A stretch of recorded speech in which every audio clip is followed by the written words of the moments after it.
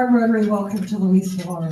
Let me start off by saying, if you are familiar with the legend of the Jason and the Argonauts, or Thetis or Medea, all of that takes place in what is now Georgia. At that time it was known as Colchis.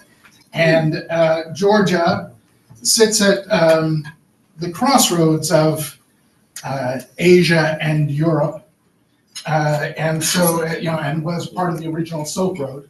Georgia has been occupied, conquered, but never defeated.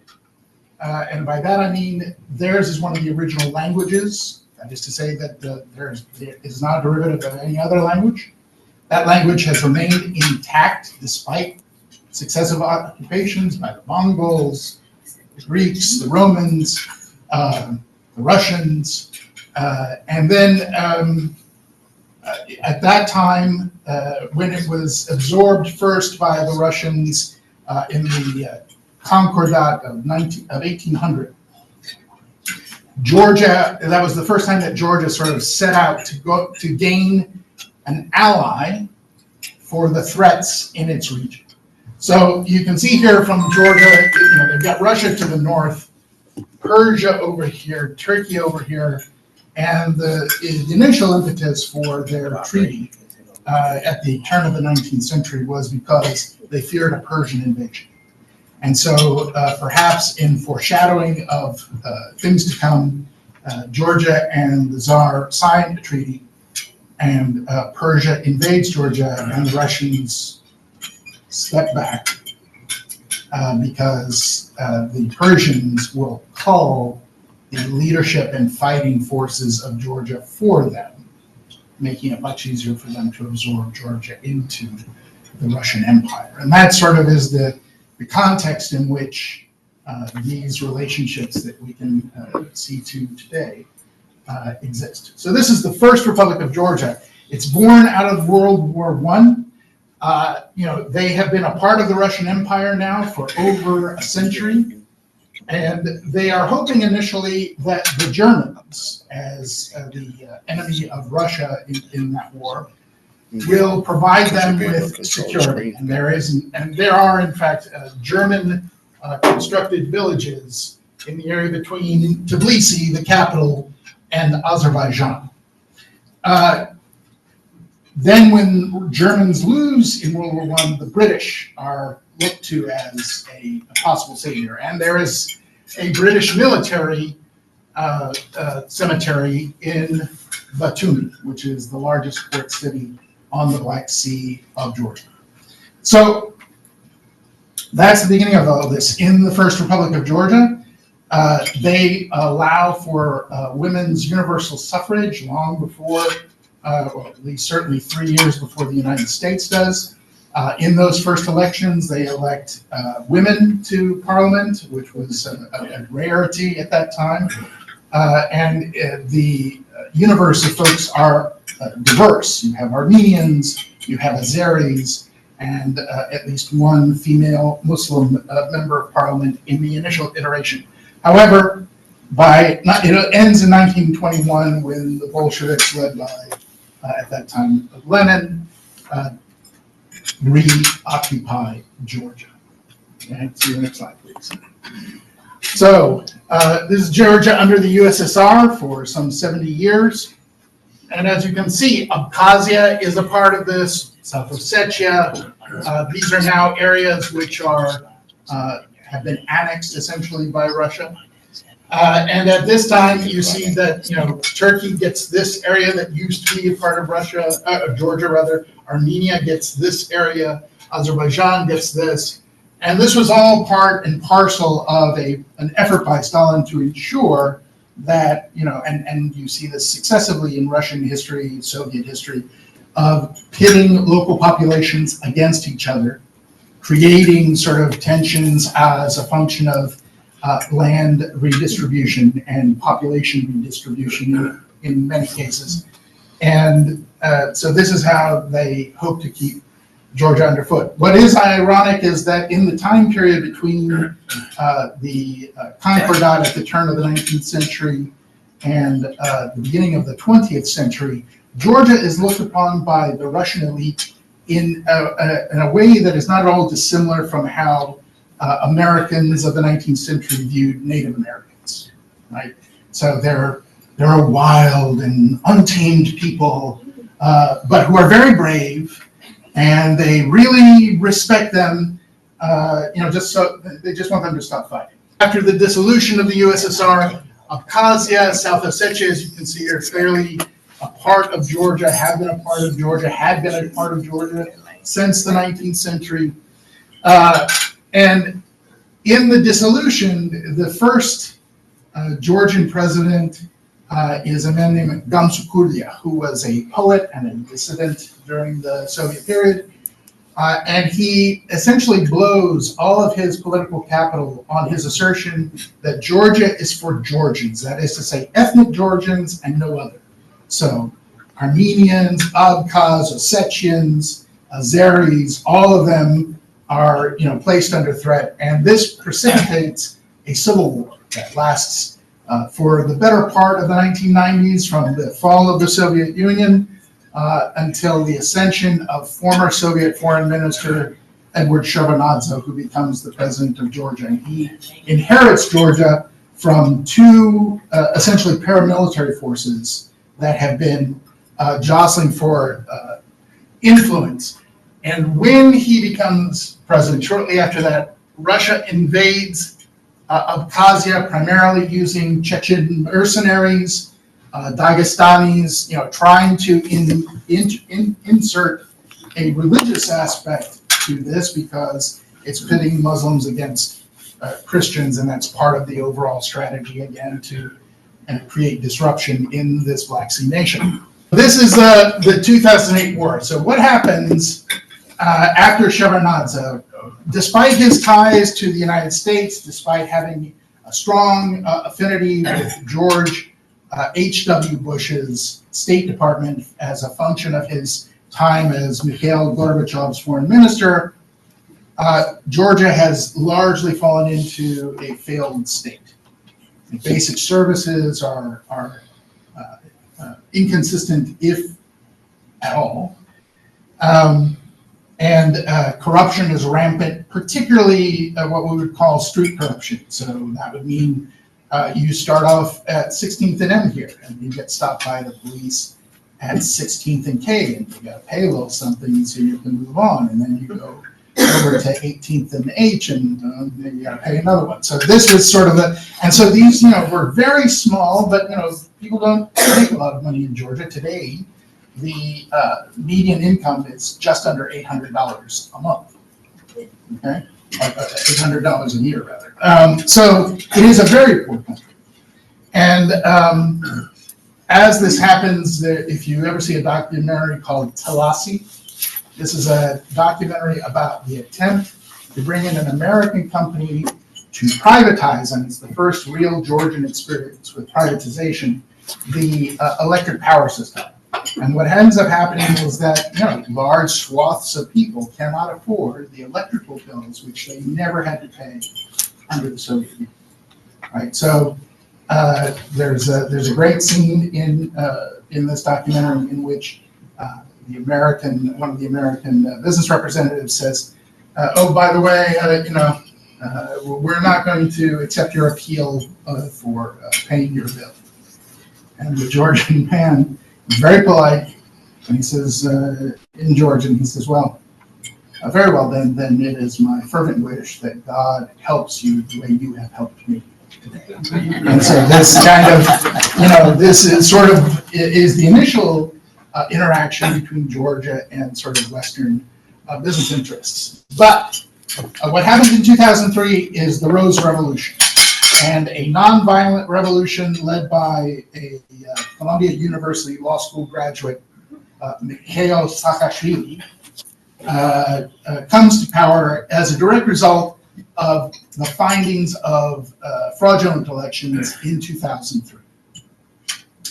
He is elected in 2004 with 96% of the vote, and proceeds to undertake a massive reform of society, which includes, among other things, Number one, the ending of petty corruption among the police by firing the entire police force, putting the army in charge in the interim before they look to the FBI and other Western law enforcement agencies to develop what they hope will be a model police force.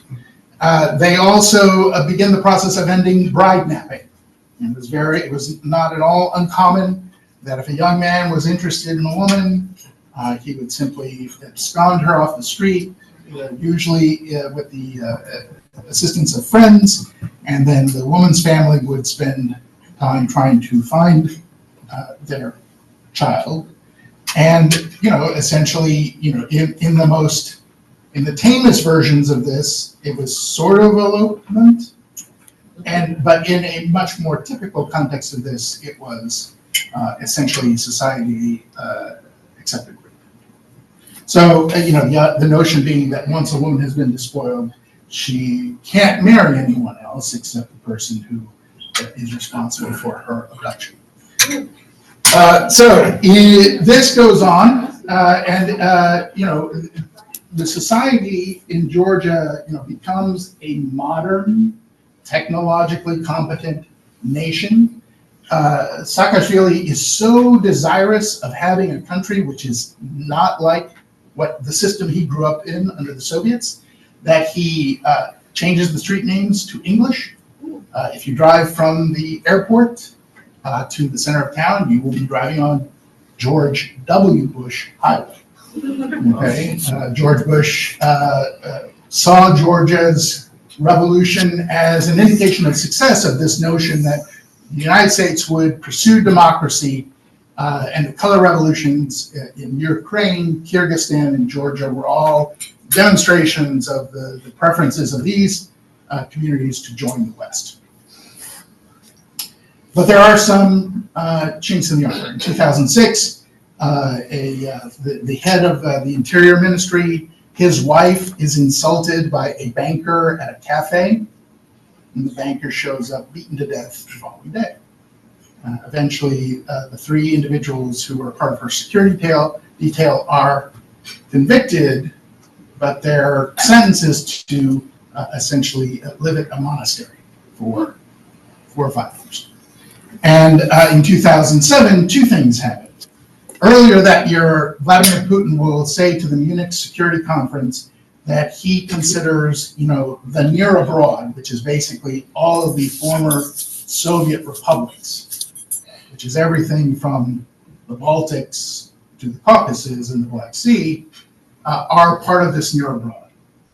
And that furthermore, if there are populations that are Russian or Russian speaking, they are the responsibility of Russia.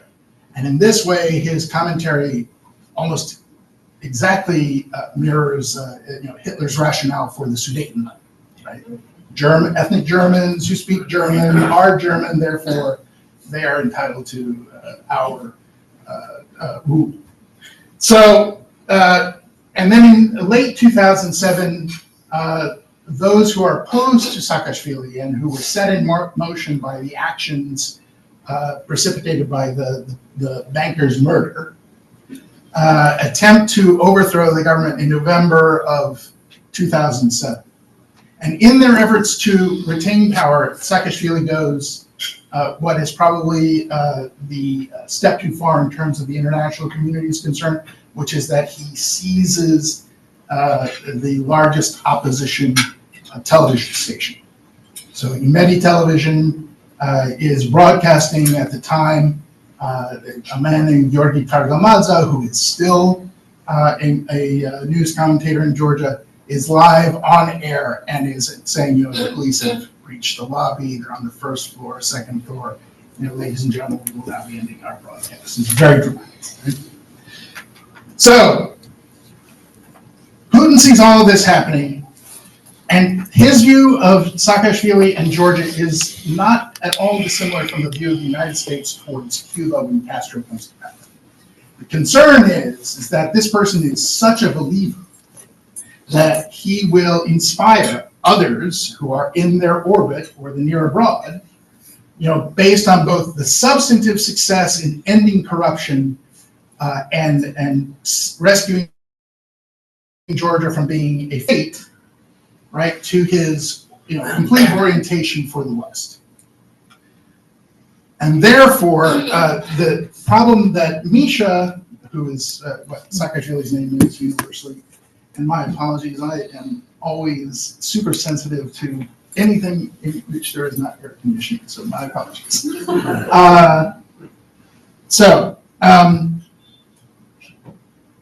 What happens at that time is that Misha makes it clear that he wants to join NATO and the EU. He wants that to happen today, but he wants to have it happen on his terms, which is to say, look, I am anti-Russian. I have rescued a failed state. I'm on the Silk Road at a time when the Chinese are beginning to look at the revitalization of the Silk Road, and I'm strategically situated between Russia and Iran and Turkey, and so Georgia should win membership to EU and NATO simply based on that record. And within the context of democracy, yes, Misha would talk about democracy. Yes, they had elections, but it was a very small d, which is to say, the rules were very much stacked in such a fashion that defeating the incumbent party was a very challenging thing for the opposition. Opposition goes into the streets the year after the 2008 war, in which Russia takes Abkhazia and retains control of South Ossetia, and for a time goes all the way through this region of the country, the northwestern region, and are about to enter Tbilisi when several things happen. Number one, the Speaker of Parliament at the time goes on national television and says, essentially gives this Churchillian-like speech in which he says, ladies and gentlemen, if it means emptying out your utensil drawer, we will never surrender. You fight with whatever you have, wherever you are, because this is it. It is Putin's belief that by invading Georgia, that he doesn't need to take the capital. First of all, he has some concerns. Russians lose more in the way of material and men in a short 8-day war than they have lost at any other time since their retreat from Afghanistan. So you have a situation where the Georgian military command largely dissipates because they are inexperienced English speakers that have replaced experienced Soviet leaders, and so you have platoons and squads, sergeants and corporals, and they are really the resistance that slows Russia down. And one other notable thing happens. President Erdogan of Turkey says, if you enter the adjacent region of Ajara, then you will have to face me. And so it is the only NATO country outside of the context of NATO that comes to Georgia's direct aid. The French President Sarkozy negotiates a ceasefire. When that ceasefire is negotiated, the United States airlifts the Georgian Brigade, which has been fighting alongside American forces in the war in Iraq, back to Georgia. So all of this culminates in the belief that Misha is going to hold on to power, probably in perpetuity. That while the U.S. strongly supports his membership in NATO, the Germans and the French do not, and their argument is it's an occupied country and that's against the rules for joining NATO. And so it becomes a frozen conflict, right? And so it is at that time that just 3 years after the war, that a man who lives up on the hill, in the most literal sense, a James Bond worthy villain, mansion made of steel and glass, sits atop the hill that overlooks the very center of the capital city of Tbilisi. He is someone who has, under the table, helped to subsidize a lot of the reforms that Misha has undertaken. But he sticks with him through the 2007 coup attempt. And what he decides is not in his interests, is to see a more consolidated executive power that he believes will happen after the 2008 election. And so he begins plotting to enter into politics. And in the fall of 2011, he does so. He unites all of the opposition because he is a billionaire. He's worth $6 billion. For us, that's small billionaire, but in Georgia, that's roughly a third of the GDP at that time. And he announces his entry into politics. He's united the opposition. He makes any number of violations in terms of contribution limits and paying for things. At one point, he provides a television antenna to every household, whether they want it or not, whether they need it or not, so they can see his new channel that he has launched in conjunction with his campaign. And, the election of 2012 is a good news, bad news thing. And the good news is that it is the first and so far only time in which power has transferred as a function of the ballot as opposed to an election.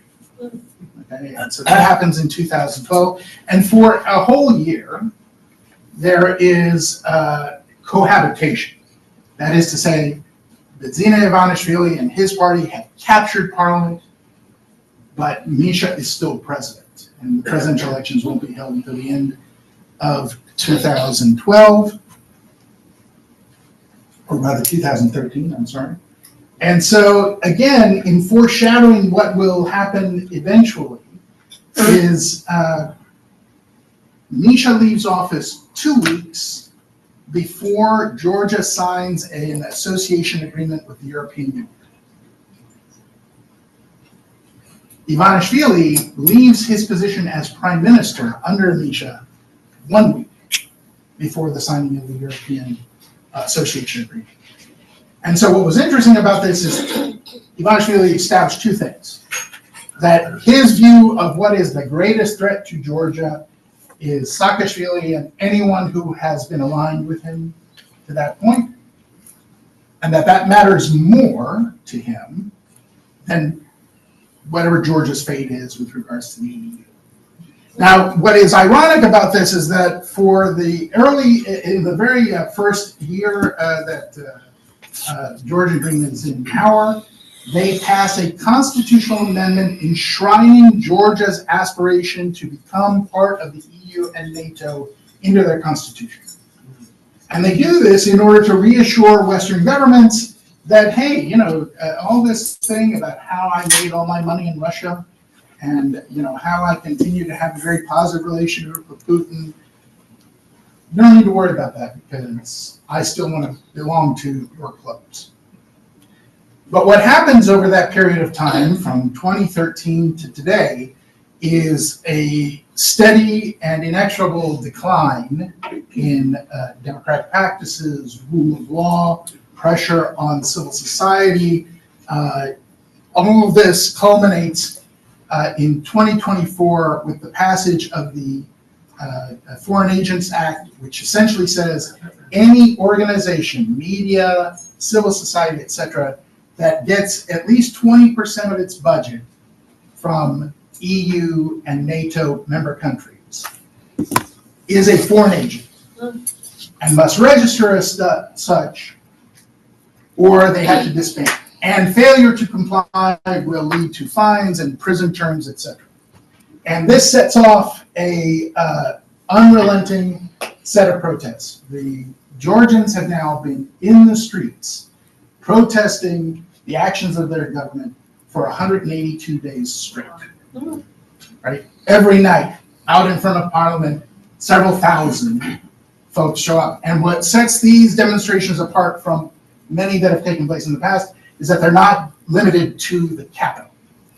They're happening in the regional cities, they're happening in the port city of Batumi, And so, the parallel actions that are happening at this time is the invasion by Russia of Ukraine. And this becomes the tipping point. It's as if my analysis is that it is as if Bidzina has been paying attention to what is happening between the US and Russia in Ukraine and deciding whether or not he can advance his interests in developing further relations with Russia in tandem with this, because it ticks up at the beginning of 2022 when Russia invades Ukraine. It stabilizes through 2023 when the war slogs down. And then it kicks up again in 2024, and the government explicitly says that it is looking forward to a Trump election. Now, what's odd about this is, several things. Number one, in terms of broadly speaking political interests, they have many of the same interests. They both have a desire for better relations with Putin. They want to, they want to stay out of the Ukraine conflict, and they blame this on the Global War Party, which they say is run by the Freemasons and is trying to drag them into the conflict. The big finish here is simply that Ivanishvili has made it abundantly clear that he does not believe that any action that he has taken or will take should preclude the consideration of Georgia for membership in the EU and NATO. But he says we will join in 2030, as if it's his decision to make. So, thank you.